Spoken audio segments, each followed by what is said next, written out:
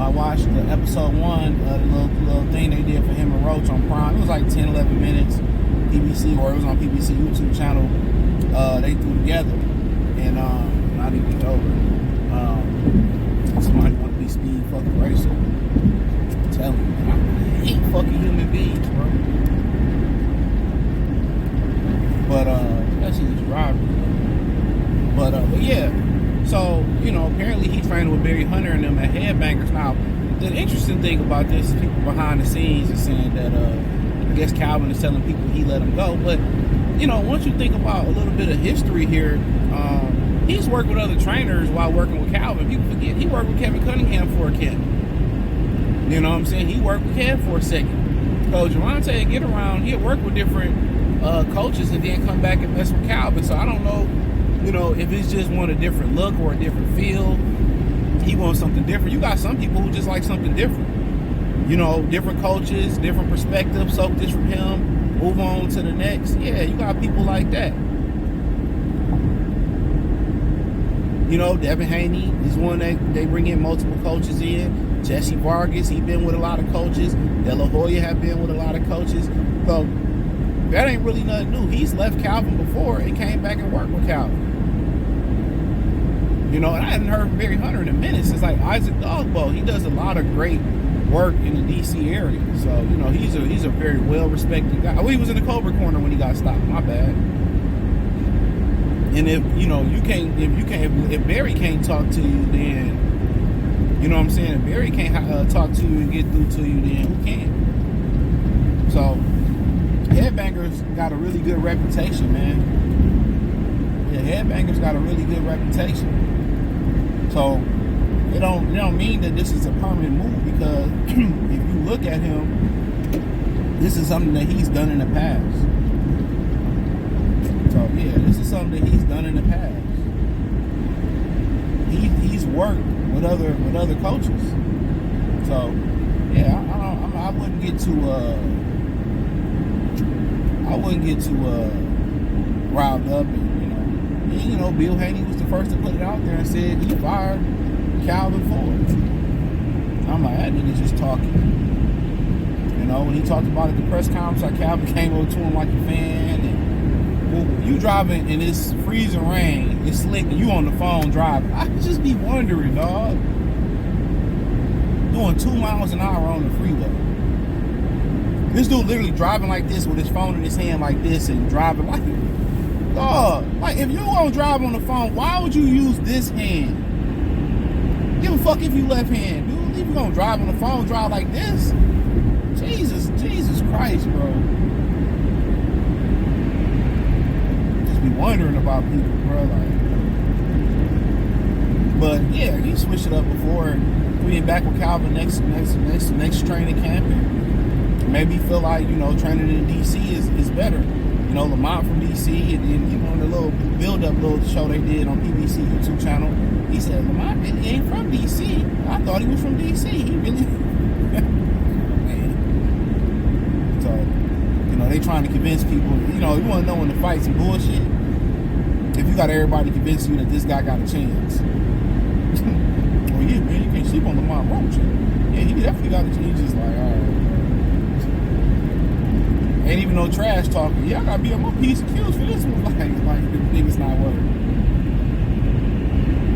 at all. But yeah, man, I mean, yeah, he's been veered away from Calvin before.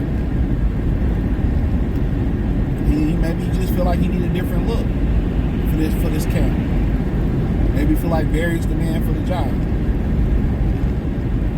You know? So, and honestly, bro, like, if he didn't have a history of this, and I'm like, alright, cool, like, but, so Calvin gonna be loyal to Tank. And Tank seemed to be loyal to his community and his people, too, so, I don't know. To keep it real, he could be back with Calvin for the next fight. And the way these dudes fire niggas today, they don't even tell you fired. They just be working with somebody else camp. Or they'll text you and don't even look at you as a man and shake your hand and let you know your services is no longer needed. Remember when Greg Popovich had Kawhi Leonard, and he met him at that restaurant so they could talk, so he can get to him face to face before I think he requested a trade away from San Antonio. And there's a picture of them in the restaurant speaking. That's how you do it.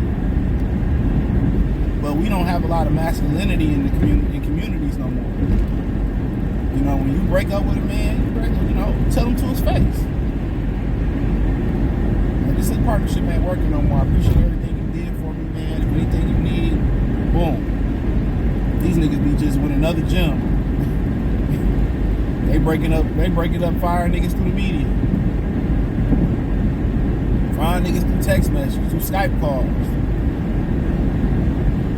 Sometimes you don't even get an explanation. Nigga. You know, certain things that's not gentleman. Real talk. There's certain things you have, certain things you don't do. But like I said, the morality of people today, bro, it doesn't exist. They do things that universally in every culture and community know is wrong, and they don't think it's wrong. They don't see a problem with it. And a lot of people, that's legitimately how they feel. So when you sitting here arguing or going back and forth or trying to understand people, you waste your time. This is how they was raised. This is how they honestly feel. They don't feel that they was wrong. It's crazy, right? So, for all we know, this could just be a different look. He was saying in a little insert that, it's been a minute since he trained in the cold, so he trained in D.C. Let's not act like D.C. ain't a dope city. It's a lot of, well-off-to-do people in D.C. I mean, I ain't saying it's perfect. I heard that, it has some structural issues, but like a lot of cities do, we're going through gentrification. That ain't nothing new. But it's a lot of well-off people in D.C., especially well-off black people in D.C., so it's not a bad area. It's a lot of well-off, people, black people with money. That's what they call Chocolate City. A lot of people still, a lot of black people still moving to D.C. and, enjoying their 20s, and then they'll start a family. Or whatever you want to call it. A lot of people going down there having their fun. Gotta have some money when you go down there, though. But it's a lot of dudes and women that made their money and they down there comfortable, enjoying it, despite the cold weather. And that's probably one of the reasons why Atlanta really, kind of rose to the top as destination spots for black people. It's probably because the warm weather. There's a lot of proud black business, and I'll be just looking at people drive. It's just so fucking ignorant, bro. And I agree with this driver. I'm not speeding up because you want to speed up. I agree with this driver. I wouldn't speed up one iota to my Toyota. Hell no. I'll start slow. Yep, slow down. These niggas be in a rush to go nowhere. I'm telling you, they be in a rush to go nowhere. They want to ride your bumper, and it's bad. I ain't gonna say it's bad out here, but it ain't good. And these the main people who think bad shit can't happen, and then they on the side of the road, looking dumb. Like, oh, I don't know what I'm like.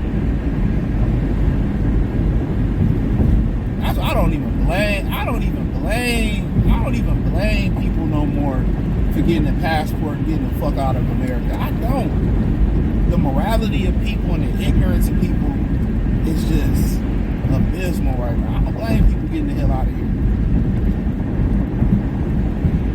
Niggas going to countries that don't even have cold water. They're like, fuck that, I'm out of here. I don't have warm water. Fuck that water heater, nigga. I don't even care. Because people are that ignorant, and people don't understand how bad America is, bro. Literally, people don't understand. There's everybody talk about the scarcity of certain products and stuff, like eggs and all that, but nobody talk about the scarcity of good people, respectful people. even if you move to nice neighborhoods, it don't mean that people gonna get better.